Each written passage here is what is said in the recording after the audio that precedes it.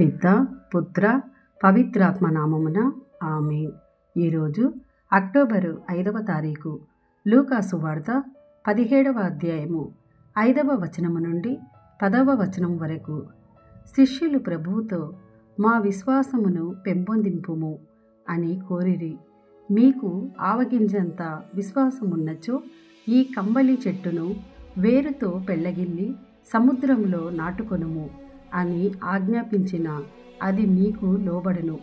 అప్పుడే పొలము నుండి ఇంటికి వచ్చిన లేకమందను మేపి వచ్చిన సేవకునితో, మీలో ఎవడైనను వెంటనే వచ్చి భోజనము చేయుము అని చెప్పున.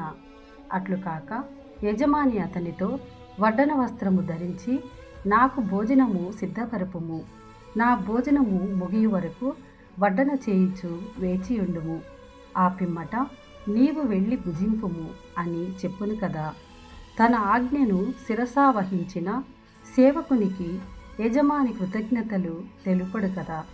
అట్లే మీరు మీ బాధ్యతలను నిర్వహించిన మీదట, మేము అయోగ్యులమగు సేవకులము, మేము మా కర్తవ్యమును నెరవేర్చితిమి అని పలుకుడు అనెను. ఇది ప్రభుని వాక్కు.